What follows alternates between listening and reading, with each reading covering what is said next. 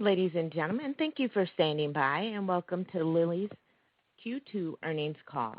At this time, all participants are in a listen-only mode. Later, we will conduct a question-and-answer session, and instructions will be given at that time. Should you require assistance during the call, please press star, then 0, and an operator will assist you offline. As a reminder, today's conference is being recorded. I would now like to turn the conference over to your host, Vice President of Investor Relations, Kevin Hern. Please go ahead. Good morning. Thank you for joining us for Eli Lilly and Company's Q2 2021 earnings call. I'm Kevin Hern, Vice President of Investor Relations, and joining me on today's call are Dave Ricks, Lilly's Chairman and CEO, Anat Ashkenazi, Chief Financial Officer, Dr. Dan Skovronsky, Chief Scientific and Medical Officer, Ann White, President of Lilly Oncology, Ilya Yuffa, President of Lilly Bio-Medicines, Mike Mason, President of Lilly Diabetes, and Jake Van Naarden, CEO of Loxo Oncology at Lilly. We're also joined by Lauren Zierke, Kento Ueha, and Sarah Smith of the Investor Relations team. During this conference call, we anticipate making projections and forward-looking statements based on our current expectations. Our actual results could differ materially due to a number of factors, including those listed on slide 3. Additional information concerning factors that could cause actual results to differ materially is contained in our latest Forms 10-K and subsequent Forms 10-Q and 8-K filed with the Securities and Exchange Commission. The information we provide about our products and pipeline is for the benefit of the investment community. It is not intended to be promotional and is not sufficient for prescribing decisions. As we transition to our prepared remarks, a reminder that our commentary will focus on non-GAAP financial measures. Now, I'll turn the call over to Dave for a summary of our second quarter results. Thank you, Kevin. Q2 of last year was the peak of the pandemic's negative impact to our business, and 1 year later, I'm proud of the innovation and resilience displayed by my Lilly colleagues to deliver against our objectives in new ways while also mobilizing to develop treatments to help combat COVID-19. Looking at Q2 2021, we were encouraged by the increasing worldwide vaccination rates, as well as the underlying environment in most of our major markets. COVID-19 related stocking in Q1, followed by destocking in Q2 of last year, complicates quarterly performance comparisons. Therefore, looking at revenue growth in the first half of 2021 better reflects the underlying trends in our business.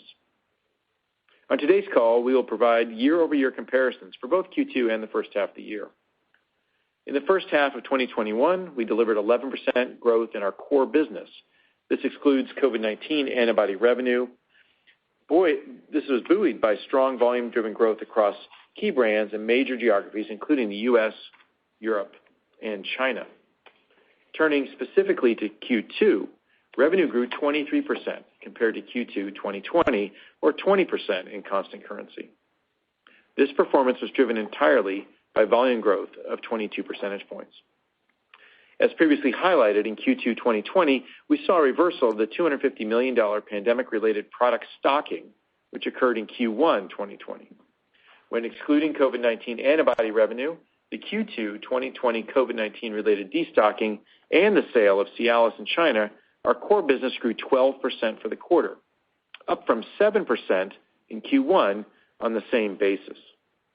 We were pleased to see sequential top-line growth in the core business this quarter, signaling that healthcare systems continued recovery from the pandemic and the strength of our underlying business. Key growth products continue to drive our revenue growth and represent 54% of our core business this quarter. Our non-GAAP gross margin was 79.3% in Q2, or 79.7% excluding the impact of foreign exchange on international inventory sold. Excluding the FX impact, our gross margin increased by approximately 60 basis points compared to last year.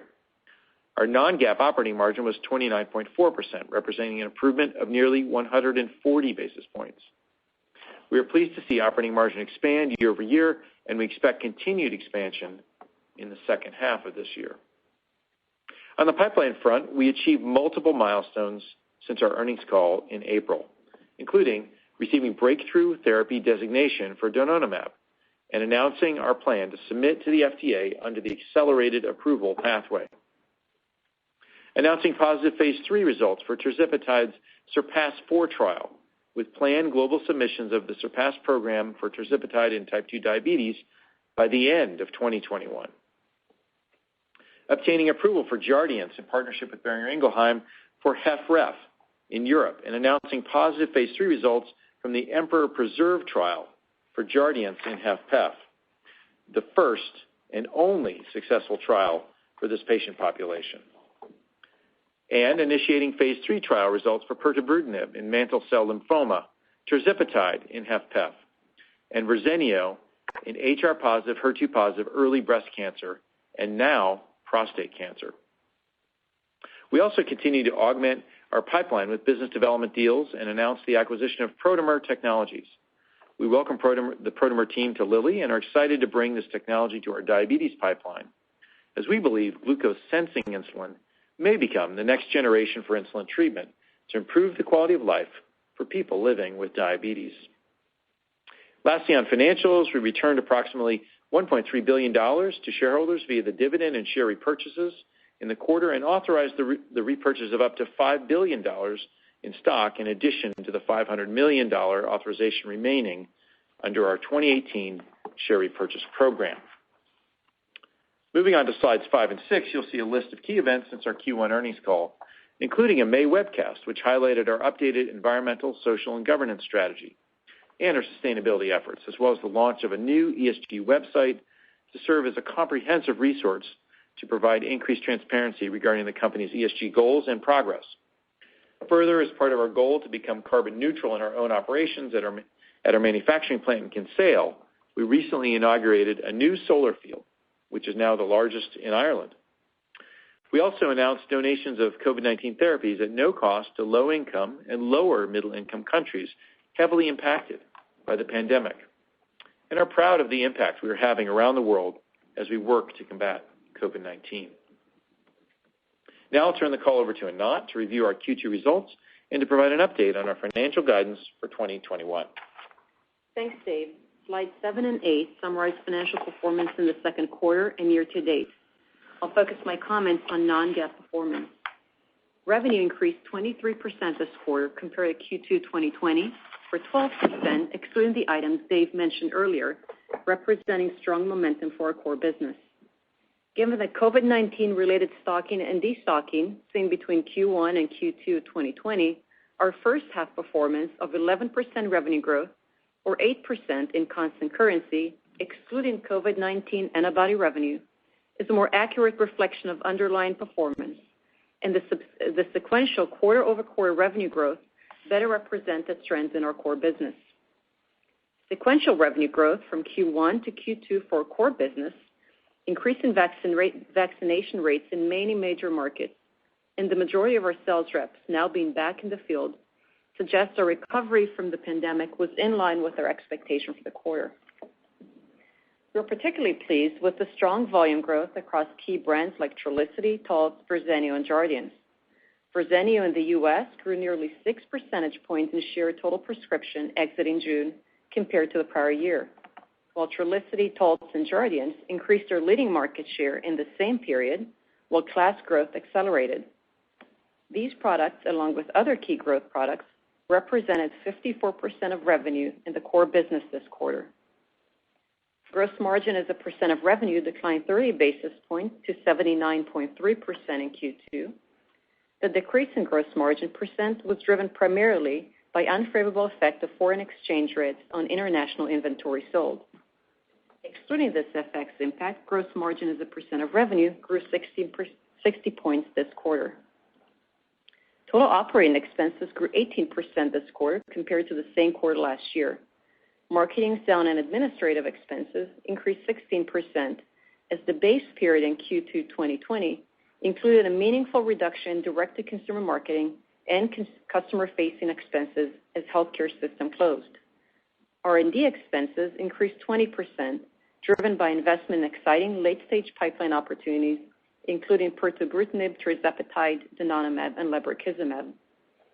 In Q2, we also invested approximately $85 million in COVID therapies R&D, bringing our total COVID-19 R&D investment to approximately $300 million year to date. Net of COVID-19 R&D investment, operating expense growth was 18% compared to Q2 of 2020 and 10% for the first half of the year. Operating income increased 29% compared to Q2 of 2020, and operating income as a percent of revenue was 29.4% for the quarter, an increase of 140 basis points compared to the prior year. This increase was driven by revenue growth outpacing expense growth, and we expect continued margin expansion in the second half of 2021. Other income and expense was income of $5 million this quarter compared to expense of $57 million in Q2 2020, driven by income from European patent settlements for Alimta. Our effective tax rate was 14.4%, an increase of 350 basis points compared with the same quarter last year. The effective tax rate for both periods were reduced by net discrete tax benefits, with the lower net discrete tax benefit reflected in the second quarter of 2021. At the bottom line, net income and earnings per share increased 29% in Q2 and 22% year to date, or 30% and 24% respectively in constant currency. On slide 9, we quantify the effect of price, rate, and volume on revenue growth across the world, and we are encouraged by the growth seen across most of our major geographies. This quarter, U.S. revenue grew 18% compared to the second quarter of 2020. Adjusting for COVID-19 antibody revenue and the Q2 2020 COVID-19 related destocking, the core business grew 8% in the U.S., up from 5% in Q1 on that same basis. These results were driven entirely by volume, led by Trulicity, Taltz, Verzenio, and Jardiance. Pricing was a 1% drag on U.S. revenue growth this quarter, with increased rebates to maintain excellent access and higher growth in lower net price segments, largely offset by lower utilization in the 340B segment, changes for estimates to rebates and discounts, and to a lesser extent, modest list price increases. The year-to-date price decline of 3% in the U.S. is in line with our net price expectations for the full year. Specific to Taltz in the U.S., performance for the quarter was in line with the expectation we described on the Q1 earnings call, and we were pleased to see a return to net sales growth this quarter as volume gains more than offset price declines. Taltz Q2 performance benefited from a favorable change to prior estimates for rebates and discounts and COVID-19 related inventory destocking last year. Excluding these items, Taltz still returned to double-digit growth in the second quarter. We believe the net price decline for Taltz in the first half of 2021 represents the underlying full price trend, and that continued volume growth will drive net sales acceleration in the second half of the year. While midterm price trends are currently stable, given increasing variability in period mix, we continue to expect quarterly variability in reported U.S. net price changes across our business. Moving to Europe, revenue grew 27% in constant currency.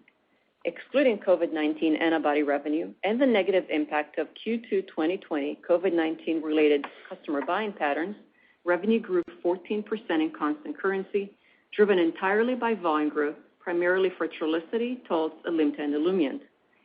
We continue to be pleased with the momentum of our business in Europe and expect continued growth in the second half of this year, excluding the expected impact from the loss of exclusivity for Alimta. In Japan, revenue grew 2% in constant currency, driven primarily by the launches of Olumiant and Emgality. Revenue growth in Japan continues to be negatively impacted by the decreased demand for several products that have lost market exclusivity. But our key growth products grew 21% in Q2 in Japan and represented approximately 50% of the business there. Recent surges of COVID-19 cases continue to negatively impact recovery in Japan, though we currently expect improved revenue growth in the second half of the year based on the uptick of newer products. In China, revenue grew 106% in constant currency, primarily driven by the divestiture of Cialis and the launches of Tyvyt and Trulicity. Excluding the impact from the Cialis transaction, our revenue in China grew 35% in constant currency. We are excited about the continued momentum in China as sales of new medicines have accelerated significantly in the past 3 quarters. Revenue in the rest of the world increased 5% in constant currency, driven primarily by our key growth products. At the bottom of the slide is the price rate volume effect on revenue for our June year-to-date results, which shows double-digit growth across all major geographies except Japan. As shown on slide 10, our key growth products continue to drive strong worldwide volume growth. These products drove nearly 17 percentage points of growth this quarter and continue to drive our overall performance and outlook. Slide 11 highlights the contributions of our key growth products. In total, these brands generated over $3.5 billion in revenue this quarter and made up 54% of our core business revenue in Q2. We're encouraged by the strength of our key products in Q2, collectively up over 34% compared to the same period last year. Trulicity, Taltz, Verzenio, and Jardiance all continue to outgrow their respective classes. We are now tracking above pre-COVID-19 new-to-brand prescription baseline in the U.S. across all our major therapeutic areas, with the exception of oncology and the CGRP antibody class, which we expect will continue to recover in the second half of the year. On slide 12, we provide an update on capital allocation. In the first half of 2021, we invested $5 billion to drive our future growth through a combination of after-tax investments in R&D, business development, and capital investments. In addition, we returned over $1.5 billion to shareholders in dividends and share repurchase. As we look ahead to the second half of the year, we will continue to fund our growth of our key products and recent launches, invest in our pipeline, and seek external innovation to augment our future prospects, as well as return capital to shareholders. Turning to our 2021 financial guidance on slide 13, we are updating our GAAP and non-GAAP guidance. While the COVID-19 pandemic is still impacting countries around the world, the pace of recovery from the pandemic was in line with our expectations in Q2. New-to-brand scripts in most of the classes in which we compete with are tracking above pre-COVID baseline in the U.S., and healthcare systems in most major markets are largely returning to normal as we enter the second half of 2021. We are increasing our full-year revenue outlook for the core business by $200 million to reflect the strong performance and favorable impact from foreign exchange. We are, however, lowering the top end of the range for COVID-19 antibody revenue by $400 million and confirming the bottom end of that range. Moving forward, we expect COVID-19 antibody revenues to be less of a factor, as demonstrated by Q2 revenue declining to $150 million from $810 million in Q1. As variants are growing, we recognize that situations across the globe can evolve quickly, and we plan to adapt as required. The net impact of these changes is an updated revenue range of $26.8 to $27.4 billion. Our outlook for non-GAAP gross margin percent remains unchanged at approximately 79%.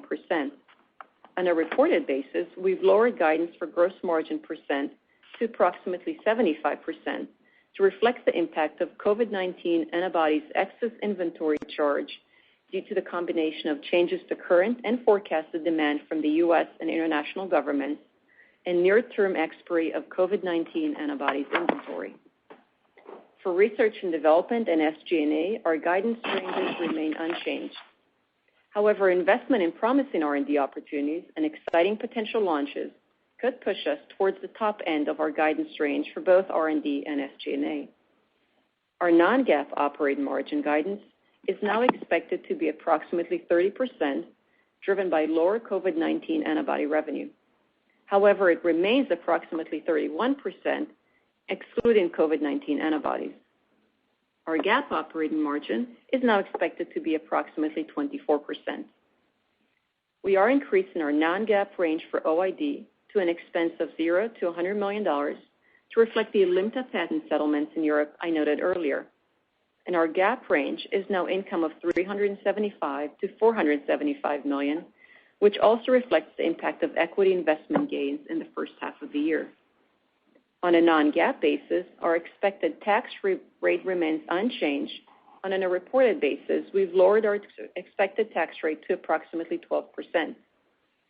Finally, the non-GAAP range for earnings per share remains unchanged at $7.80 to $8, while GAAP EPS is expected to be in the range of $6.73 to $6.93, primarily driven by the impact of the COVID-19 antibody inventory charge, the impact of equity investment gains, and the Alimta patent settlements in Europe. We are confident in our ability to achieve our 2021 revenue goals for the core business while delivering mid-teens EPS growth.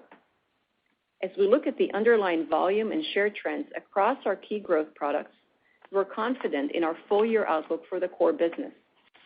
And the pipeline successes in the first half of this year strengthen our conviction in our midterm and long-term outlook for continued top-tier revenue growth and operating margin expansion. Now I will turn the call over to Dan to provide an update on our pipeline. Thanks, Anat. 2021 has clearly been a productive year for R&D at Lilly, with continued strong progress in our pipeline and more potential catalysts on the way.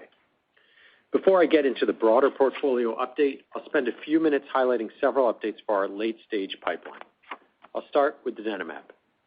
In Q2, the first amyloid-lowering agent for the treatment of Alzheimer's disease was approved under the FDA's accelerated approval pathway based on plaque lowering, which we believe reflects a shift in policy and sets a new path for Alzheimer's drug approval in the U.S. Lilly has long been an advocate for using biomarkers for amyloid plaque and neurofibrillary tangles to identify patients for treatment and to monitor their response to therapy. We were pleased to see the FDA's conclusion that improvements in brain pathology are appropriate surrogates for clinical efficacy of Alzheimer's drugs. Based on data we've seen to date, we believe donanemab clears plaque faster and deeper than previously seen with other therapies and achieved complete plaque clearance in a majority of patients in Trailblazer-ALZ after only limited duration of dosing. On the basis of the clinical evidence for donanemab, we were pleased to have received breakthrough therapy designation from the FDA. At the Alzheimer's Association International Conference last week, we shared additional important analyses from donanemab Trailblazer-ALZ. Briefly, I'll highlight several findings. First, we shared detailed exploratory statistical analyses comparing a variety of methods beyond MMRM and DPM, as summarized on slide 14. We were pleased to see that these new analyses showed consistency of effects on primary and secondary outcomes across all statistical methods. Notably, all of the new analyses conducted showed good separation of treatment from placebo, with statistical significance achieved for most endpoints at nearly all relevant time points measured. The robustness of the treatment efficacy across analytical methods increases our confidence in the potential clinical benefit of donanemab. While all statistical methods evaluated showed similar results, we note that the Bayesian disease progression model, DPM, closely reflected the raw observed data, with the smallest standard error of any method. These results reinforce our hypothesis that DPM is a preferred analytical method for Alzheimer's trials. Additionally, we shared new data showing a relationship of amyloid plaque reduction and slowing of cognitive decline, as shown on slide 15. To our knowledge, this is the first time such results have been available. When we initially reported the results of Trailblazer-ALZ, we commented that at a group level, patients treated with donanemab showed both statistically better plaque reduction and statistically better slowing of cognitive decline at 18 months. But patient-level correlations between degree of plaque reduction and magnitude of slowing of cognitive decline were not significant. Now, using a more sophisticated PK PET ADRES exploratory analysis that uses all of the available time course data, we showed a highly significant relationship between degree of amyloid plaque reduction and slowing of cognitive decline, with p less than 0.001. The Conrado model, shown here, was published in 2014 and is the result of efforts from the Coalition Against Major Diseases, CAMD, which collected placebo data from 15 randomized trials, including almost 4,500 participants. We introduced a treatment arm and incorporated percent amyloid plaque removal into this model to generate these results. And we believe this is important support for the use of amyloid plaque reduction as a surrogate for clinical efficacy. Notably, these data suggest that full clearance of amyloid plaque is required for highest efficacy, as model results predict that patients achieving 100% clearance of amyloid plaque could have more than 40% slowing of disease progression. Moving to slide 16, we show an exploratory analysis looking at the effect of donanemab's plaque clearance on development of tau pathology. Tau pathology is an exciting biomarker, since measures of Alzheimer's disease tau, unlike measures of amyloid plaque, have been correlated with clinical measures of cognitive and functional decline, as noted here. Importantly, we had previously shown that donanemab-treated patients had slower accumulation of regional brain tau pathology than placebo-treated patients. This is an important finding because the amount of brain tau pathology is an excellent predictor of subsequent cognitive decline, a finding we observed with solanezumab in Expedition 3 and reproduced once again in Trailblazer-ALZ. Now, we've extended these results to show that the donanemab-treated patients who achieved complete clearance of amyloid plaque by 6 months had the most marked slowing of tau spread, with nearly complete abrogation of progression in the frontal lobe. This reinforces our hypothesis that both deep and rapid amyloid plaque clearance are required for optimal drug efficacy. With this new data we presented last week, we have now linked degree of amyloid plaque reduction with degree of clinical benefit, as well as degree of amyloid plaque reduction with degree of benefit on brain tau pathology, which is itself linked to clinical benefit. As displayed on slide 17, we have just recently obtained data with our plasma tau biomarker, phospho-tau217. These new data demonstrate that amyloid plaque clearance with donanemab also resulted in reversal of the typical increases of phosphorylated tau seen in the blood, with decreases from baseline of more than 24% and a change from the untreated arm with a p-value of less than 0.0001. This highly significant effect was seen as early as 3 months following initiation of treatment and could reflect a combination of less tau spread in the brain as well as less neuronal damage, which could account for tau leakage into the periphery. You can see on the right side of the slide that the effect on plasma tau is also correlated to degree of plaque reduction, with nearly every patient on treatment who achieved substantial plaque clearance showing flat or declining plasma phospho-tau. We are delighted to see the potential utility of p-tau217, not just for diagnosing disease, but also for monitoring treatment efficacy. We believe this could be another important contribution to the Alzheimer's field. Finally, on slide 18, the significant relationship between plasma p-tau217 reduction and the slowing of cognitive decline is shown. This additional biomarker for efficacy links the donanemab mechanism of amyloid plaque clearance with positive effects on both clinical outcomes and tau pathology. These data suggest that patients who achieved a 30% decrease in p-tau217 from baseline showed more than 40% slowing of disease progression.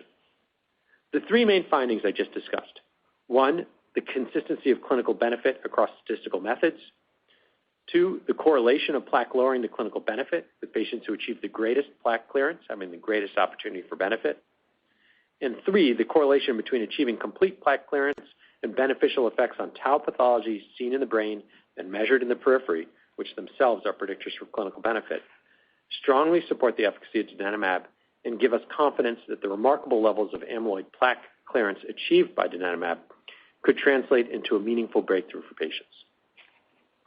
Moving to slide 19. Accordingly, we've announced that we plan to submit to the FDA under the accelerated approval pathway before the end of this year, based on data from completed studies supplemented by additional safety data from the ongoing Trailblazer-ALZ 2 study. We remain focused on enrolling Trailblazer 2 with the aim to replicate the positive results of Trailblazer 1. Replication is important to overcome skepticism in the field. We hope that Trailblazer-ALZ 2 will generate important confirmatory data for patients, physicians, and payers, and help us understand how to make sure the right patient gets the right duration of therapy at the right stage of disease. We are pleased to announce today that we have closed screening for Trailblazer-ALZ 2 with an adequate number of subjects now in the trial's screening process to fully enroll the study. Given that conducting and processing the imaging studies used during screening takes several weeks to complete, we expect that the final subject to complete screening procedures and receive their first dose of donanemab or placebo by the end of the third quarter, and the study will complete 18 months later. Given this progress in enrollment, we are confident that we will achieve the number and duration of drug exposures needed to appropriately characterize the safety profile of donanemab, allowing for regulatory submission by the end of this year. Discussions with the FDA are consistent with our prior statement supporting a submission before the end of 2021. I also want to provide a few comments on how we believe the national coverage determination opened for monoclonal antibody therapies targeting amyloid by the Centers for Medicare and Medicaid Services may impact Lilly and donanemab. We believe this NCD is a clear opportunity to focus treatment on the patients most likely to benefit from amyloid plaque-reducing therapies. This would align with our goals, which have long been to use advanced diagnostic tools to identify the right patients that can benefit the most from amyloid-reducing therapies. We're particularly encouraged that our progress with the plasma p-tau217 assay could open up broader access to diagnostic tools. Still, despite the advances in diagnostics and the promise of donanemab, we acknowledge the current skepticism in the national discussion, and we hope that each drug will be evaluated by payers and prescribers based on its own data.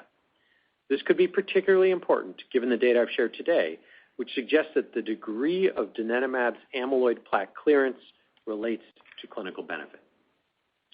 In summary, we look forward to submitting donanemab to the FDA later this year with the potential to bring a robust amyloid plaque-clearing agent with limited treatment duration to market for early symptomatic Alzheimer's patients in 2022, with potential replicated clinical efficacy results expected in 2023.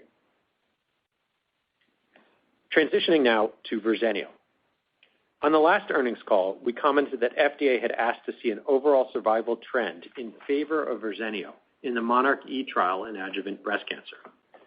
We also noted that the OS data set is quite immature in the overall population, which makes interpretation challenging. We have now provided to the FDA additional data from the monarch-E study, and we were encouraged to see continued strengthening of the primary endpoint of invasive disease-free survival, IDFS, as well as consistent benefit in the key secondary endpoint of distant recurrence-free survival, DRFS. Of note, with this continued follow-up, we can now confirm this benefit extends beyond the 2-year Verzenio treatment period. We look forward to disclosing this new analysis at a medical meeting this fall. Our discussions with the FDA have focused on the pre-specified subpopulation of patients with high Ki-67 index, a marker of increased cell proliferation. These patients have more aggressive disease and higher risk of relapse, and thus are more mature for overall survival analysis. This group, which makes up approximately half of the monarch-E population, are demonstrating an overall survival trend that favors the treatment arm, and based on FDA feedback, we expect an initial approval in adjuvant breast cancer in this population before the end of the year, in line with the current review cycle. Importantly, since the IDFS and DRFS hazard ratios favoring Verzenio are similar in patients with high and low Ki-67 index, we expect that the OS trend first seen in the Ki-67 high population will, in time, be replicated in the broader study population. We hope to expand the label to the entire enrolled population in the future once we see more overall survival events in the broader population. To date, regulators outside the U.S. have not raised the same questions on overall survival.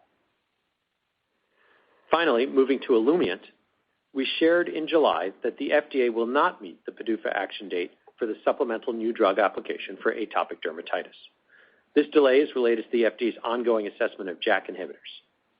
Patient safety is critical to Lilly, and we continue to further evaluate baricitinib's safety profile with ongoing randomized and observational safety studies.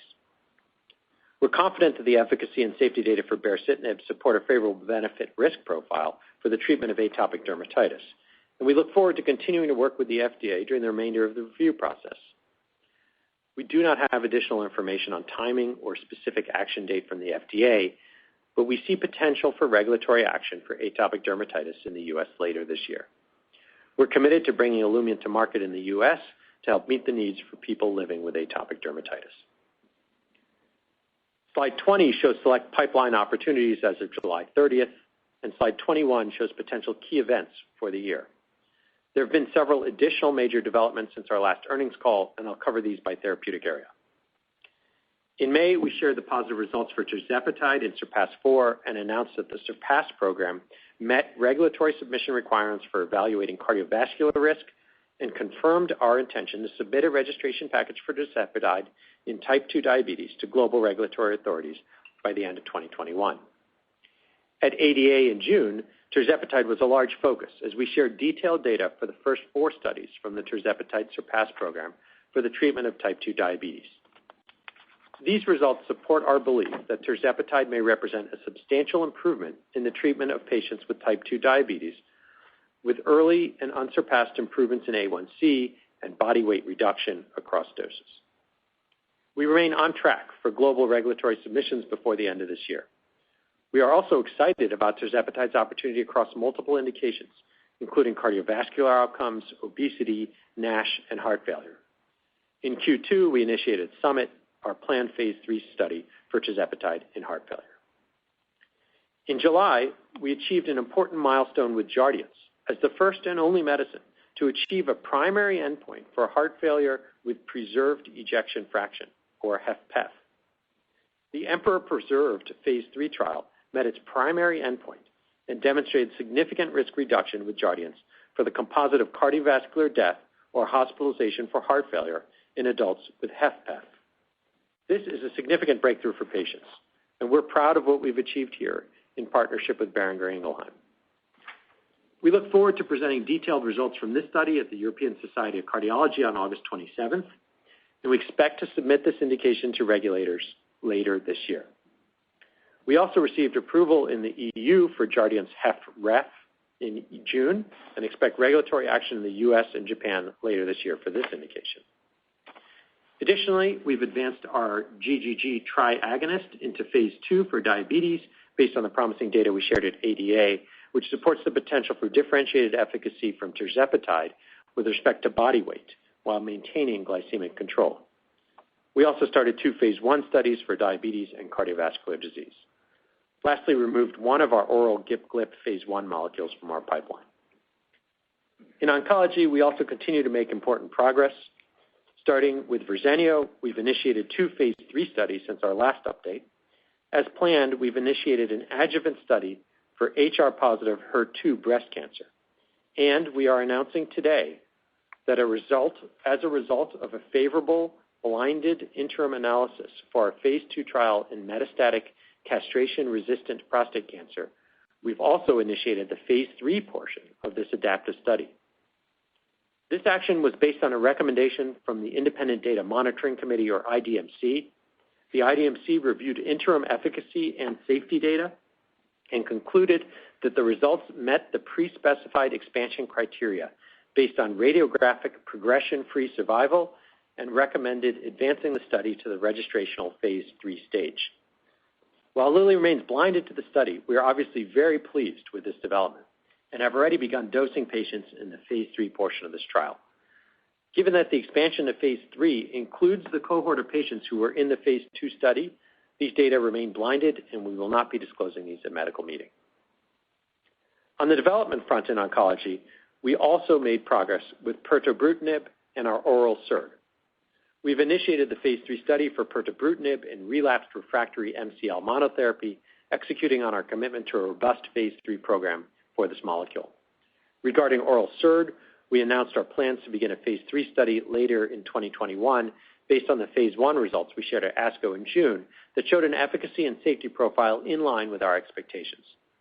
In addition, we've now achieved the first human dose for our next generation KRAS G12C inhibitor. Lastly, in oncology, we announced that the FDA has accepted our submission of Cintilomab for non-small cell lung cancer. This submission is an encouraging start for our collaborative efforts with Innovent to make Cintilomab available in countries beyond China. In neurodegeneration, in addition to the donanemab news I just shared, we anticipate a phase 2 readout for zagotenemab later this year, and note that our GBA1 gene therapy asset from Prevail started a phase 2 study in type 2 Gaucher disease. For immunology, we do not have additional significant updates in Q2, but we're looking forward to the phase 3 readouts of leverkusumab in atopic dermatitis and baricitinib for lupus later this year. We also submitted baricitinib for alopecia areata in Japan. Lastly, we're moving our COVID-19 antibody therapy, LY-CoV1404, now known as Bebtelovimab, into phase 2 to address viral variants as part of our ongoing commitment to help combat COVID-19 if needed. To recap, Q2 was another positive quarter for R&D at Lilly, and we're excited about a number of further readouts and important milestones coming later this year, reflecting continued advances on behalf of patients suffering from disease. Now I'll turn the call back over to Dave for some closing remarks. Thanks a lot, Dan. Appreciate that. Before we go to Q&A, let me sum up the progress we've made during this quarter. We've seen strength in our core business in the first half of this year and increased momentum in Q2. This is driven by strong volume-driven growth across key brands and most major geographies. We're pleased to see sequential top-line growth this quarter, as well as year-over-year margin expansion. We made significant progress developing new medicines, and Q2 was another positive quarter for our pipeline as we announced plans to submit tirzepatide in type 2 diabetes and donanemab in Alzheimer's disease later this year, as well as an approval for Jardiance and HFrEF, and as Dan outlined, positive results in HFpEF. We returned nearly $800 million to shareholders through dividends and completed $500 million in share repurchases, reflecting confidence in the ongoing strength of our business. As we look forward to the rest of the year, we're quite confident in our long-term prospects. Before we move on to Q&A, I would like to share that we will hold a live investor meeting this December to highlight our R&D pipeline and progress for investors. We will also provide our initial 2022 guidance at this meeting. Given the limited physical space available, this event will have an accompanying webcast. We're hopeful that we can host this event in person, but are watching the evolution of the pandemic closely and will adjust accordingly to a virtual event if needed.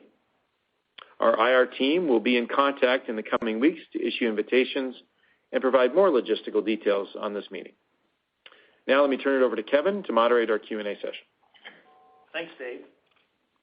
We'd like to take questions from as many callers as possible, so we ask that you limit your questions to 2 per caller. Lois, can you please provide the instructions for the Q&A session, and then we're ready for the first caller. Thank you, and ladies and gentlemen, if you wish to ask a question, please press 1, then 0 on your telephone keypad. You will hear an acknowledgement tone that you've been placed into queue, and you may remove yourself from queue at any time by pressing 1, 0. If you're on a speakerphone, please pick up your handset before pressing the number. And our first question is from the line of Terence Flynn from Goldman Sachs. Please go ahead. Hi, thanks for taking the question. Maybe, Dan, I was just wondering if you could elaborate at all on your comments regarding your discussions with the FDA on donanemab. It sounds like they're consistent with your expectations, but any more color you can provide if they've actually signed off fully on your plans to file the BLA, and then how much additional safety data would they want to see from the ongoing Trailblazer 2 study? Thank you. Thanks, Terence. Dan? Yeah, sure, Terence. Thanks for that question on donanemab and FDA and safety. You know, in June, when we got the breakthrough therapy designation, we announced our expectations to file a BLA by the end of the year. That was based on our current understanding of the situation. Since then, things have progressed, and I would say I'm even more confident now than I was then. That we should have an adequate package to support a complete submission by the end of this year. That includes, of course, our confidence that we have enough safety data to support a full evaluation of the benefit risk of this drug. I think given the limited duration of dosing, that helps, as well as given the near completion now of enrollment in Trailblazer 2. So it's our intent then to use combined safety data from the completed phase 1 and phase 2 studies, as well as an early look at safety data from that ongoing phase 3 study to support the package. Now, Of course, with any ongoing study, there's always risk. We don't know what that safety data is going to show. If it's consistent with safety data we've collected prior to the study, then I think we should also be confident that would support a positive benefit risk assessment and put us on track to launch next year, as we said. Thanks, Dan. Terence, thanks for your question. Next caller, please. And the next question is from Ronny Gal from Bernstein. Please go ahead. Good morning, and thank you for taking my question. Two. The first one, I'll stay with donanemab. You have kind of suggested in your comments there that there will be a good chance to use some of the biomarkers that you are developing in the early commercial use of donanemab. Can you talk a little bit about what markers you expect to have proved by when, and how do you see essentially the entire patient passage through the use of donanemab going forward, and how does it differ from other amyloid beta? And second, Basaglar seems to have a bit of a price drop this quarter. Can you discuss a little bit what you're seeing here, what you're expecting with the approval of the first interchangeable biosimilars, any impact there, and as we go forward, how should we think about that franchise? Thanks, Ronny. We'll go to Dan for the questions on donanemab, and then Mike Mason for the questions on Basaglar. Yeah, thanks, Ronny, for the question on biomarkers and their commercial use. Of course, this has been an area of great progress and great investment by Lilly. We continue to put a lot of emphasis here. I think objectively, you wouldn't have had the progress that we're seeing now in Alzheimer's disease had it not been for the ability to select patients for treatment and follow their response treatment with biomarkers. We don't see that as a research-only application. That should be available, those kinds of tools, to patients in the clinical who are being clinically treated for Alzheimer's disease in the future. So the status of the tools right now is both of the PET agents, the tau PET imaging with Tauvid that we use, and the amyloid PET imaging with Amyvid. Those are both, of course, FDA approved, and the availability is somewhat limited right now, particularly for Tauvid, but could quickly be scaled with the launch of donanemab in the future. The third agent, which is probably the one that will be the most accessible to patients, is the phospho-tau217 assay. Just as we continue to work on that assay, we're more and more impressed with its performance, its ability to identify patients, and even as I showed today, track their progression. So this could be an answer for patients in the near term. We'll work hard to make that available. The bar is often lower for in vitro diagnostics than in vivo diagnostics. And I think there's good potential there. You asked about the patient flow once all these things are approved and available, and presumably that happens around the time of donanemab's launch, if not before. I think it would make sense and fit with medical practice if screening starts with some sort of simple cognitive exams by a physician to assess a patient's eligibility to early Alzheimer's. Then they would move on to probably a blood-based test like phospho-tau217. If that's positive, that could either be a basis for treatment, depending on if data support that, or that could triage patients to PET scans for further evaluation. Thanks, Dan. Now to Mike for the questions around Basaglar Q2 performance and Semglee interchangeability. Yeah, thanks for the question on Basaglar. The performance that you're seeing in the second quarter of 21 has primarily been driven by pricing pressure and volume pressure in the Medicaid segment for Basaglar. And let me give you a little bit of color on how the Medicaid segment works. There's really two different types of states, those that have one single unified preferred drug list across managed Medicaid and fee-for-service, and then others that have two different kind of unique preferred drug lists across fee-for-service and a different one for managed Medicaid. What we've seen with Basaglar is when states decide to transition from having two preferred drug lists to a unified preferred drug list, the economics for the state tends to favor the long-standing brands like Lantus. And so at that point, you see if we have one estate for in a managed Medicaid, you'll see the transition back to Lantus. And so that's what you've seen driving our Q2 performance.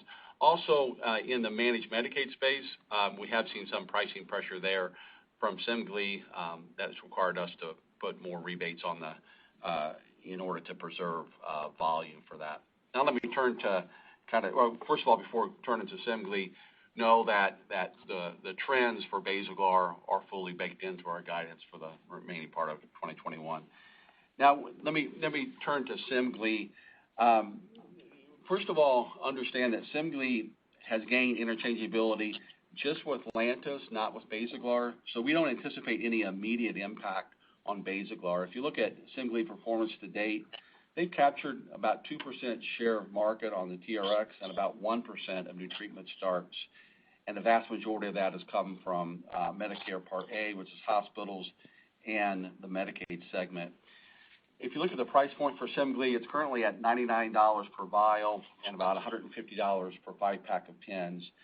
And with the move to interchangeability, we really support any actions that help patients with diabetes have more affordable out-of-pocket experience, which is why anyone, regardless of insurance status, is eligible to buy their monthly prescriptions of Lilly insulin for $35 or less through our Insulin Value Program.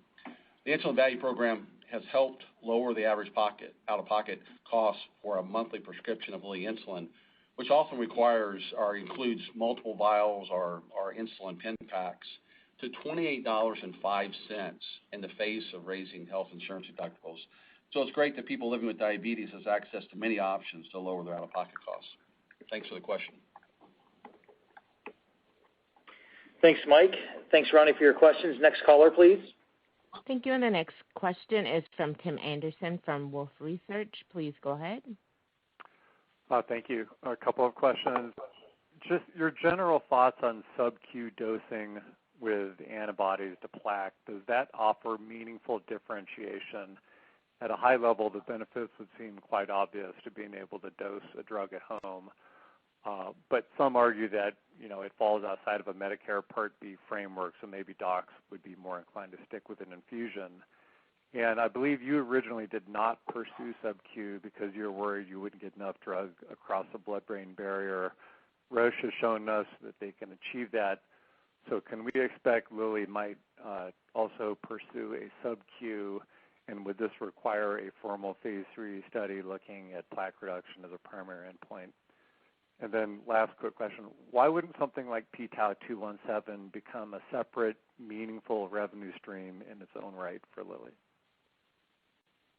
Thanks, Tim. We'll go to Dan for all those questions. Okay, thanks. It's a good question and line of questions here on sub-Q dosing for anti-amyloid therapies.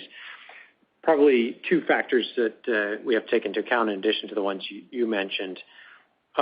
First and most important is efficacy for patients. And I think all of the data that we have so far suggest and support the notion that deep and rapid clearance is key here. And so if you're going to go to sub-Q dosing, it's important to make sure you do get enough drug in so that you can quickly get patients to clear. That's not going to always be possible with every drug. I think the second consideration with sub-Q dosing is the duration of therapy. So if it's a limited duration of therapy, the difference between IV and sub-Q, if it's once a month for 6 months, that's not a big difference between IV and sub-Q, whereas if it's for the rest of your life, maybe that is a bigger difference. Finally, with respect to our plans for sub-Q, I do think it's an important option to offer patients, notwithstanding the previous comments, even for a limited duration therapy, some patients may prefer it, assuming you can get the same kind of efficacy. I think with donanemab, that's unlikely to be possible, and we're not pursuing it, given the doses we need and the formulation we have. However, we have a second-generation antibody here that we call N3pG4, which I think is quite likely to be viable in a subcutaneous presentation, and that is our focus of development around N3pG4. My expectation around that is that it should be able to show comparable amyloid plaque lowering with subcutaneous dosing as donanemab does with IV dosing. If so, given the similarities between the drugs, we would seek an accelerated approval pathway for that drug in the future as a sort of a subcutaneous version of donanemab, although it is a new enemy. Your second question was around the phospho-tau assay and whether that's a significant revenue stream.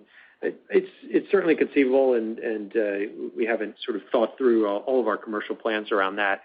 But really for Lilly, and it may be significant for some companies, I think for Lilly, though, our focus is on removing barriers for treatment to patients. And so as we think about how we position diagnostics and therapeutics in the marketplace, our focus will be on really making sure the most patients possible can get treated appropriately. And maybe just a comment, thanks, Dan, Tim, on the access and payment environment. I think our priority at Lilly is always going to be how to make it easier for patients to get to a therapy, and then we solve for value on the back end. There are clearly benefits in a short duration treatment, like Dan said, with donanemab in a Part B. They're going to be watched closely by their physicians initially anyway. There are real and important side effects which require imaging analysis for this class of drugs. And so it's an intensively managed disease. But through time, as we've seen with other classes, as comfort level will rise in primary care in particular, in using therapeutic antibodies to treat Alzheimer's, a more convenient form available at a local pharmacy, perhaps for self-injection or injection by a caregiver, would be preferred. So, our plans line up with pursuing both those channels, although in early days, probably the intensive nature of the treatment and specialist nature will favor the infusion. But we're committed to both, and we're solving for patient convenience at the end of the day. Thank you. Thanks, Dave and Dan. Tim, thanks for your questions. Next caller, please. The next question is from Chris Schott from J.P. Morgan. Please go ahead. Great. Thanks very much for the questions. Just one on donanemab and then one on Verzenio. I guess my bigger question on donanemab is how you're thinking about the role of A-beta antibodies maybe prior to definitive cognition data being available. So I guess, do you see cognition data significantly expanding the market opportunity for these products? Or do you anticipate we're going to see broad usage even in the event, let's just say, the additional cognitive readouts you see on donanemab were less definitive than what we saw in the phase 2? I'm trying to see, do you think the whole market at this point is just going to move to plaque regression or reduction, or is cognition still very important, I think, in terms of the commercial opportunity? My second question was on the Verzenio update. I just a two-parter here. Just when do you think you'll have that incremental OS data for the other 50% of the population? And how hard is it to identify these higher risk patients as we think about maybe the initial commercial opportunity in adjuvant? Thanks so much. Thanks, Chris. We'll go to Dan for donanemab and then Ann for the questions on Verzenio. Yeah, so your question is maybe I break it into two parts. The first part is like how important is in the near term to have additional cognitive benefit data for amyloid plaque-lowering drugs, and then in the longer term, what happens if the confirmatory studies give a negative surprise. So in the short term, I just clarify that we have compelling clinical efficacy data for donanemab. The only trial that's kind to be successful, a positive phase 2 study and its primary endpoint showing cognitive benefits for donanemab. That's different, unique, and exciting, published in the New England Journal. That's exciting. And I think that will be helpful even before we have the confirmatory data being in that unique position. There will be some physicians, I'm sure, as there are today, who still say, I don't want to use a drug until I have cognitive data. Fine. For those physicians who are willing to make that link between the surrogate efficacy data and the phase 2 data in donanemab, if you believe that lowering amyloid plaque is a good thing to do, you're going to want the drug that lowers amyloid plaque the most, and I think that's an exciting aspect of donanemab as well. But then we come to the confirmatory studies. I think surely, everyone have to acknowledge if from multiple sponsors, multiple drugs are all clearly negative, that would be a bad thing, and we would retreat and say that this was a wrong way of thinking. I think that scenario is extremely unlikely. I think the most likely scenario is probably a mixed picture. Some drugs will be better than others. Some trials will reach significance, others might not. You've heard me speak about the confidence in our trial, but we have to see the data. I think in that scenario, that will strengthen, that will be good enough to reinforce the notion that amyloid is an important surrogate and reducing amyloid is a good idea. Thanks, Dan. Ann, on Verzenio? Yeah, Chris, thanks for the question. And as Dan shared, we are incredibly pleased with what we're seeing out of Verzenio and the monarchE data. And as he shared, key endpoints such as IDFS have continued to strengthen with further follow-up. And now we have 2 years of median follow-up. And so very pleased with that. And as he shared, we remain very confident there will be an OS trend favoring Verzenio in the broader population. So we would work with the FDA to expand our label to include these patients in the future. So obviously this is event-driven, and so the timing of this will be determined by the event rate. So our next planned analysis is in the second half of 22, and this analysis will help us really further inform the timing of that final analysis. So as you commented, the overall survival data in the broader population is still immature. We still have less than 50% of the events needed to do that final OS analysis. But with what we're seeing, and again, strong performance in both the high and low Ki-67, we remain confident to see this trend in OS favoring Verzenio to replicate. As far as Ki-67, good news here is that this is really a familiar concept to physicians. It is already accepted as a prognostic factor in breast cancer, and it's really easily performed through an IHC assay, so a very simple assay. And these are broadly available in the pathology labs. And the assay and the methodology that we used on monarchE is straightforward and proven to be accurate and really highly reproducible. So our belief is that oncologists will move to quickly adopt this in practice. And really this clarity in patients with the highest risk, I think, will help to accelerate uptake in this setting. So we look forward to launching in this setting. Thank you, Ann. Chris, thanks for your questions. Next caller, please. The next caller is Umar Rafat from Evercore. Please go ahead. Hi, thanks so much for taking my questions. I surprisingly also want to talk about Alzheimer's today. Dan, I have 3 subparts. First, are you expecting to use interim data from your ongoing phase 3 as part of the regulatory filing or during the review? Secondly, once the plaque is cleared, and I think 60% of patients have clearance by 12 months, what rate of onset of new amyloid plaque do you expect subsequently? And I'm just trying to understand your expectation on finite duration of dosing versus Biogen's opinion on continued dosing. And then finally, I'm also trying to reconcile the slide you showed on the nonlinear model, the Conrado model, suggesting a relationship between plaque decrease and a slowing in clinical progression. Are you saying there's a relationship, or are you saying there's a causality? Because you might recall the New England Journal paper on your phase 2 mentioned there was no association between plaque and clinical benefit at patient level, and Biogen's data suggested similar. Thank you very much. Thanks, Umar. Dan? Okay, three great questions, Umar. Thanks. So the first question, you asked if we'd use interim data. I commented that we'll take a safety cut of data in the right way to support that submission. We don't plan to support that submission, nor do we see the need to support that submission with any looks at efficacy data. We have adequate efficacy data supporting the plaque lowering, which would be the basis of submission and approval under accelerated approval. Your second question is, once plaque clears, how long does it take to come back? We have some data on that was also presented at AIC. I didn't highlight it this morning. But what we found is that off therapy, there is very slow, negligible, really, regrowth of plaque.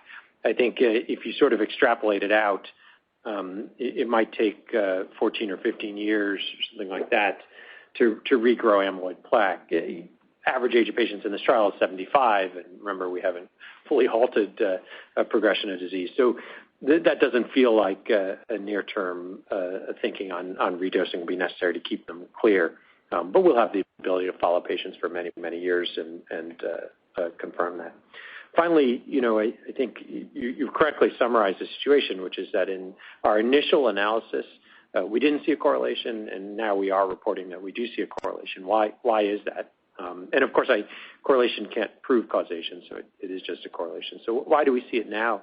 I think what we learned was quite interesting, and that's that the amount of plaque you remove depends a lot on how much plaque you have to start with. So if you only have 50 centiloids of plaque, there's only so much you can remove. If you have 100 centiloids of plaque at baseline, you can remove a lot more. So that turns out to be a pretty important confound in these kinds of correlations. The people who have the more severe disease perhaps longer duration, lower cognitive performance, older age, they might have more plaque at baseline. You can remove more, but they still might be the worst progressors than people who have lower plaque and you remove less.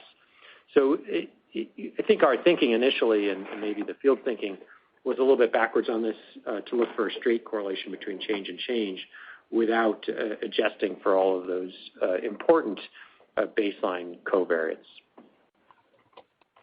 Thanks, Dan. Umer, thanks for your questions. Next caller, please. And our next question is from the line of Andrew Baum. One moment. Please go ahead. Thank you. A couple of questions, please. Just going back to interim analysis for Trailblazer out to not so much as used to support accelerated, but to accelerate the readout for the full standard regulatory review. You're using a Bayesian disease progression model. Given that you're getting such a rapid clearance of Alzheimer's and that's linked to cognition in those patients who have that, do we have to assume that the follow-up is going to go out to the full 72 weeks, or is there possibility of earlier unblinding driven by efficacy in those patients? And then second, perhaps you could comment on the manufacturing capacity for donanemab as well as the regulatory outlook for your p-tau assay, assuming that you attain regulatory approval on the accelerated. Thank you. Thanks, Andrew. Dan, we'll go to you for those questions. Yeah, so Andrew, you've asked a follow-up question here, an important one on the potential, even in the face of an accelerated review for accelerated approval, rather, for plaque lowering, whether we'd still be keen to get that cognitive data a bit earlier by pulling forward an interim on Trailblazer 2.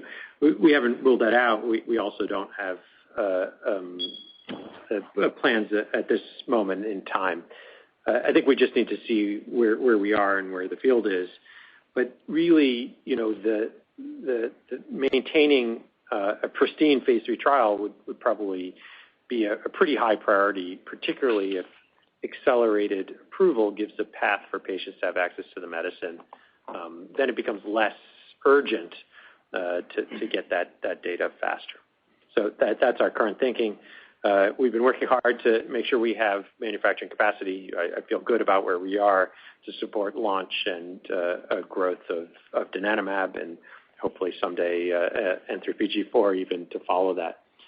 With respect to the commercialization of a p-tau diagnostic, there are different paths forward for an in vitro diagnostic, including a lab-developed test or LDT, which can be done in a centralized location, for example, under CLIA. And that's a pretty fast path, and that's one of the options that we consider. Thanks, Dan. Andrew, thanks for your questions. Next caller, please. Thank you. And the question comes from Louise Chen from Cantor. Please go ahead. Hi, thanks for taking my questions. So first question I had for you is, how do you think about a potential outcome for the national coverage determination of monoclonal antibodies to treat Alzheimer's disease? And then second question is, how would you think about pricing donanemab if it is approved? Thank you. Thanks, Louise. Dan? Okay, thanks. Two sort of commercially focused questions on donanemab.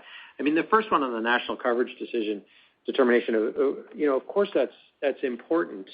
When I think it was widely said that when the first approval came, it was quite broad in indication, and then subsequently the FDA, working with the sponsor, focused the patient population. I think there could still be opportunity for further focusing here, and that's one direction the experts at CMS may take.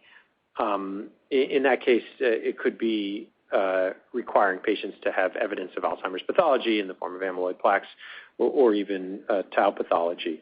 As I said before, I think that matches our goals and what we think is right. It'll take some time for that to play out, probably over the next 9 months or so, and surely we'll be part of some of those discussions and share our data and thinking in the right way. And then on pricing, I think I simply say it's too early to comment on that. We have some time yet. Thanks, Dan. Thanks for your questions, Louise. Next caller, please. The next caller is Jeff Meacham from Bank of America. Please go ahead. Morning, everyone. Thanks so much for the questions. Dan, you're popular today, so I just have a couple more for you. On donanemab, is there a hurdle that FDA has provided in terms of number of patients for safety, either for the filing or during the review? And then as the data from Trailblazer matures, what is your estimate on what the duration of therapy benefit could ultimately be? And then real quick on tirzepatide, just wanted to know, as you guys complete the filing, at this point, what's the gating factor as you look at the different geographies and you prepare? Thank you. Thanks, Jeff. We'll go to Dan for the donanemab questions, and then Mike Mason on tirzepatide. Yeah, so with respect to the safety hurdle for donanemab or for any drug, really it's having adequate exposures and duration of exposures in a broad population to be able to fully assess the benefit risk of a given drug. Now that, that's not a number. That depends on the particulars of the drug, the population, of course, that you hope to treat, the duration of therapy, of course, but also the particulars around the safety data and the efficacy data that you collect. So it would be nice and easy, I think, for sponsors and the FDA if there was a particular line in the sand that could be drawn. But as I said, it needs to be tailored for each drug. Based on our current thinking and analysis and discussions, as I said, I think we'll be there comfortably at the end of this year. Your second question was about, I think it was about the duration of benefit as the Trailblazer data mature. I commented on the duration of plaque lowering, which appears to be sustained. But I think, Jeff, you're getting at the duration of the cognitive benefit. We see a slowing of decline on average, which means that patients are still declining. You could ask, are the lines coming together or going apart? I think on some of the cuts of the initial data, there might have been a perception that the lines were not diverging at the later time points.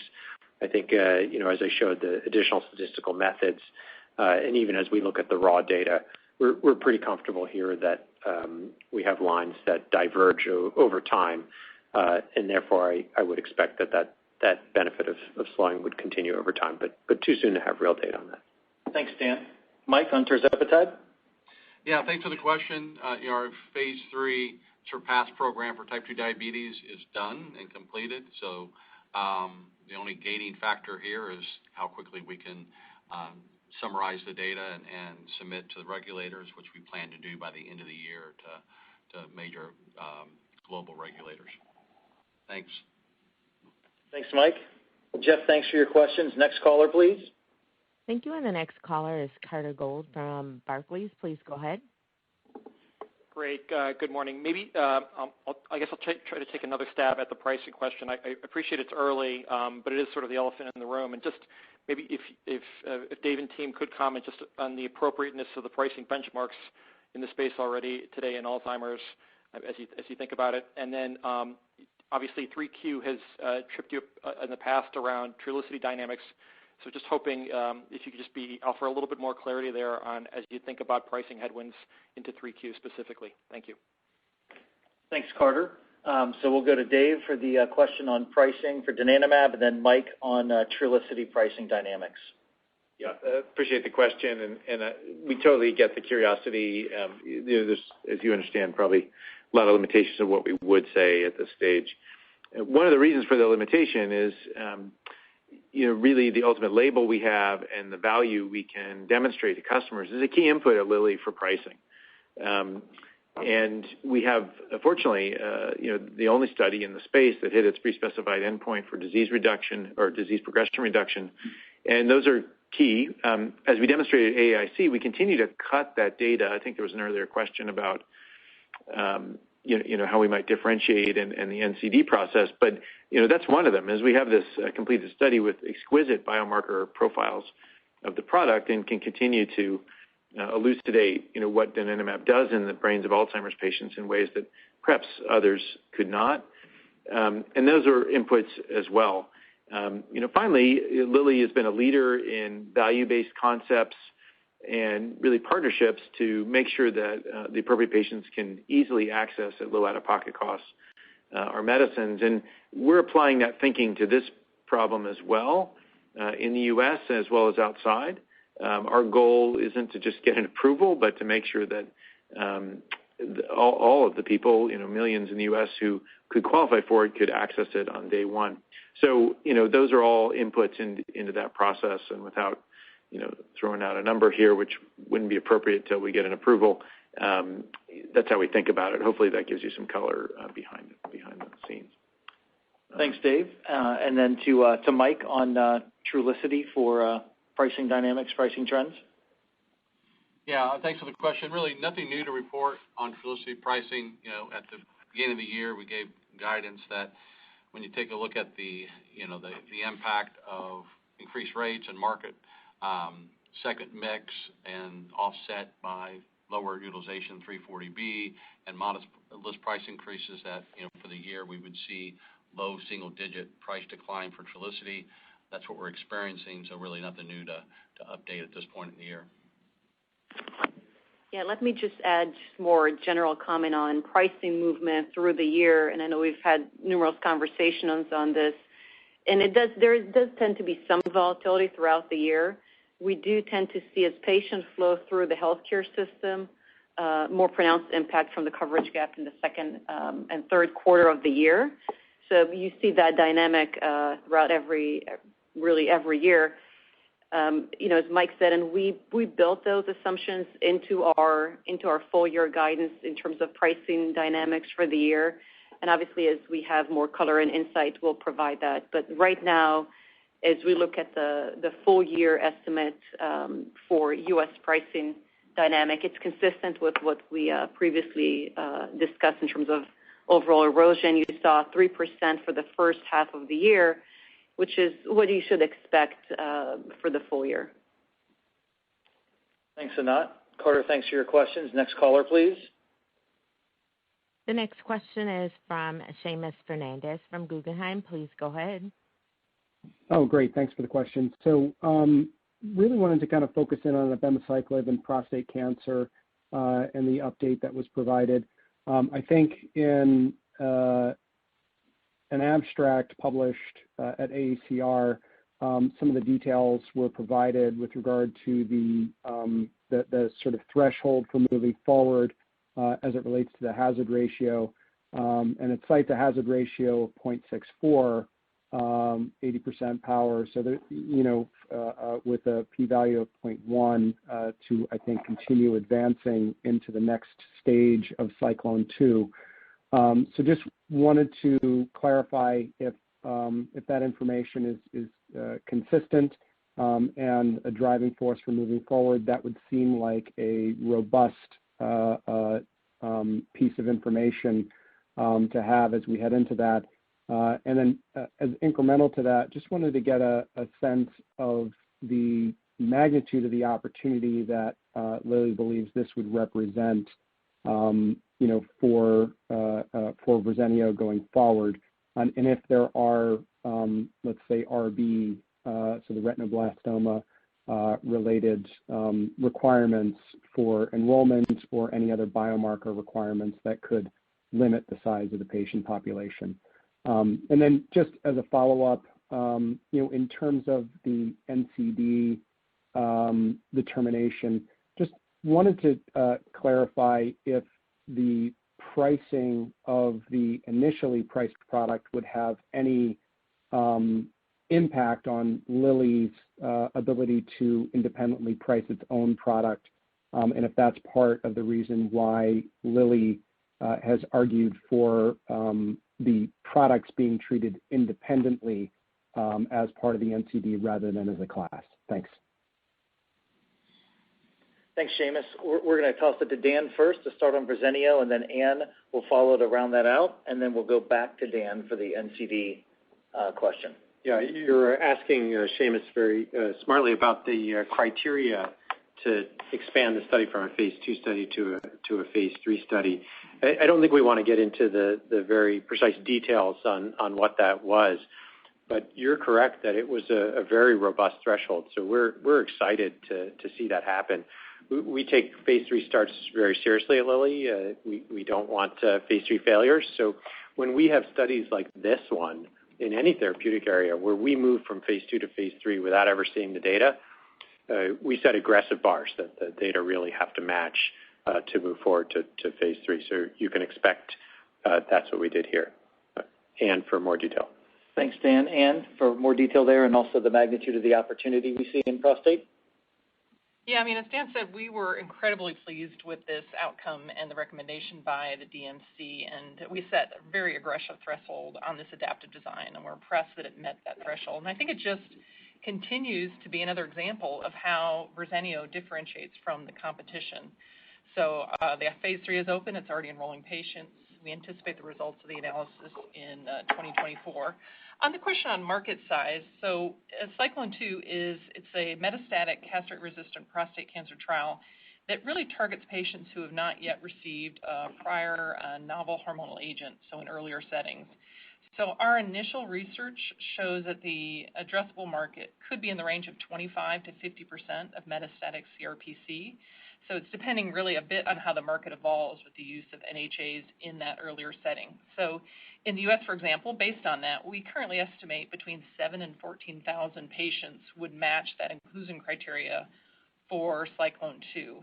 And exciting in this space is that along with being a high unmet need and a large patient population, there's also a long length of anticipated treatment duration. So this could be a treatment duration of up to 2 years or longer.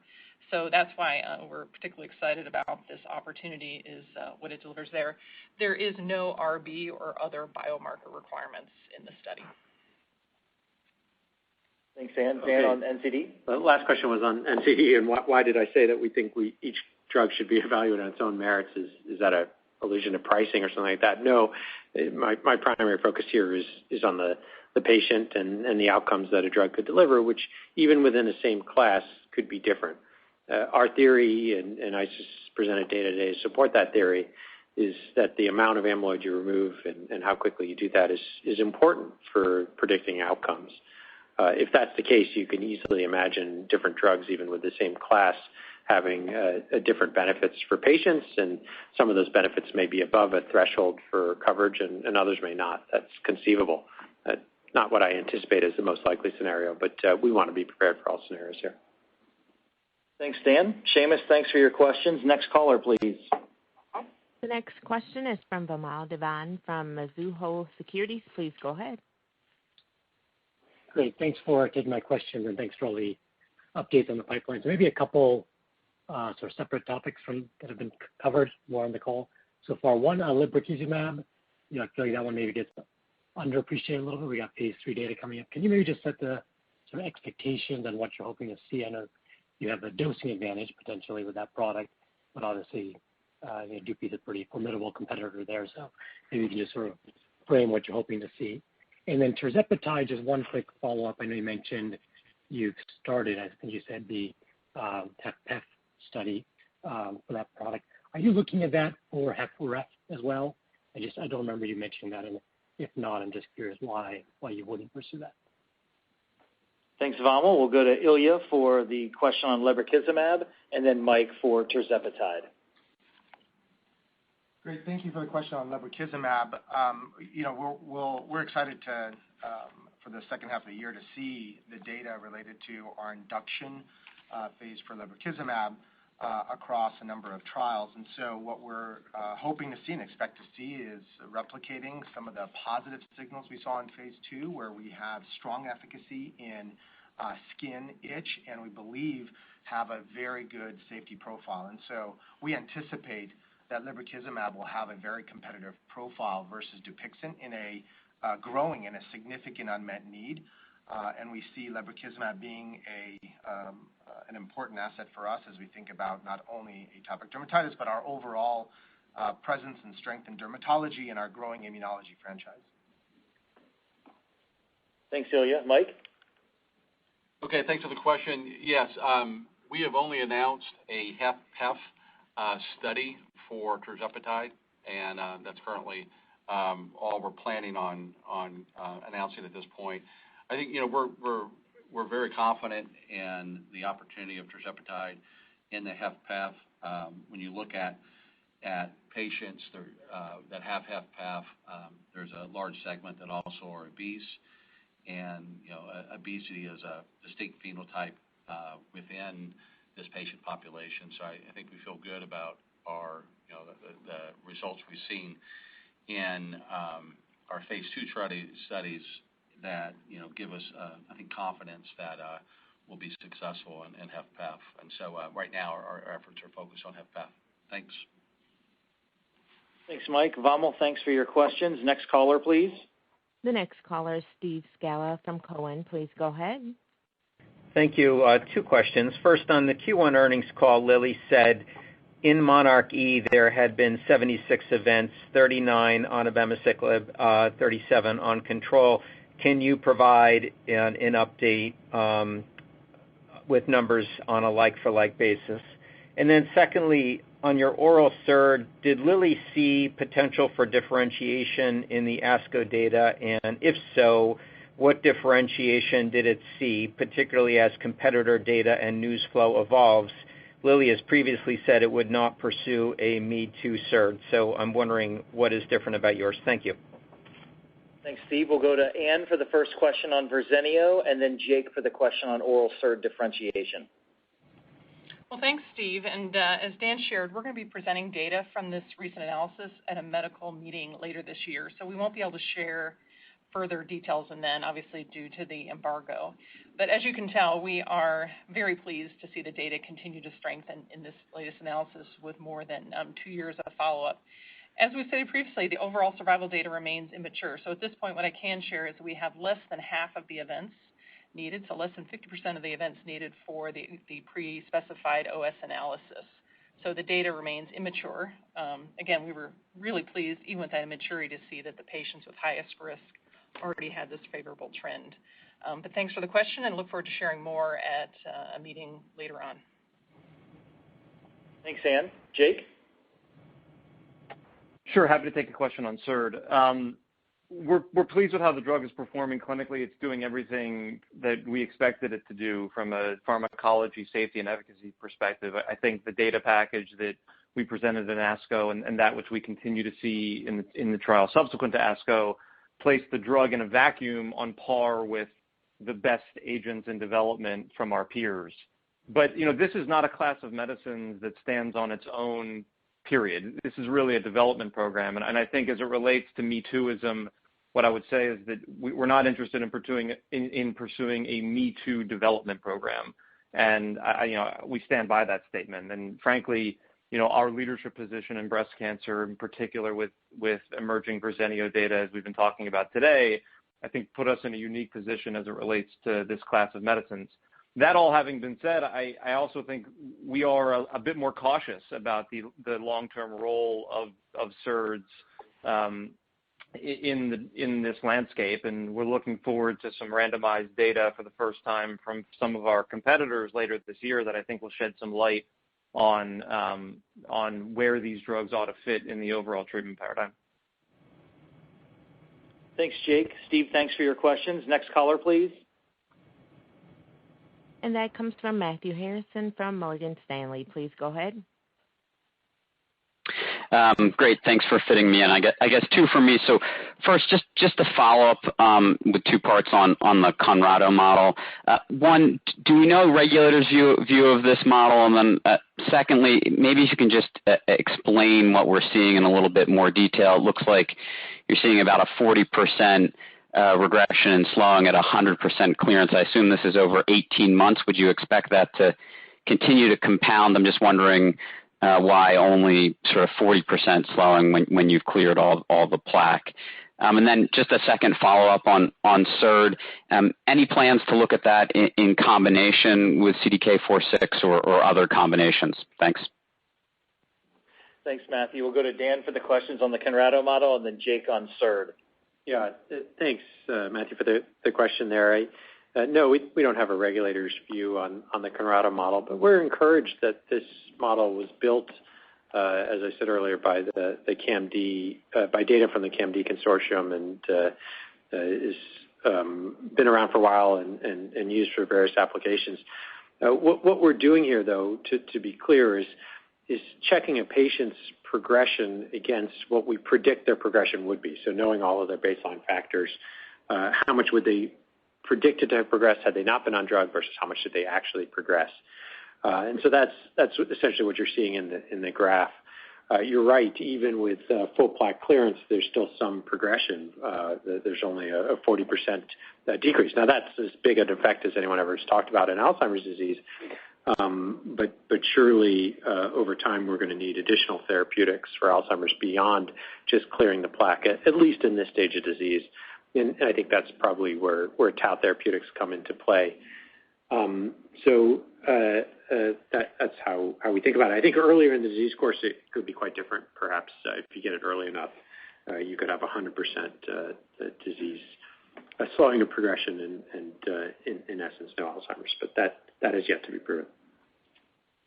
Thanks, Dan. Going to Jake for the question on SERD. Yes, the question on SERD. Of course, we plan to explore combining our oral SERD with CDK4/6, in particular abemaciclib. We're doing that right now in the context of an expansion cohort of the phase 1/2 trial. The same trial for which we presented data at ASCO has expansion cohorts that contemplate rational combinations, including with abemaciclib. Thanks, Jake. Matthew, thanks for your questions, and we've exhausted the queue. We'll go to Dave for the close. Thanks, Kevin. Thanks to Dan for answering all those questions. We appreciate your participation in today's call and your interest in the company, of course. We continue to see growth with our broad commercial portfolio, and we have strong momentum across our core business, supported by a breadth of brands in accelerating classes and robust growth across U.S., Europe, and China. In addition, as you heard today, we believe we have a compelling pipeline with industry-leading opportunities, and we remain focused on bringing new medicines to patients and creating value for all our stakeholders. Thanks again for dialing in. Please follow up with Investor Relations team if you have any questions we have not addressed today, and hope you have a great day. Thanks. Thank you, and ladies and gentlemen, that does conclude our conference for today. Thank you for your participation and for using AT&T teleconference service. You may now disconnect.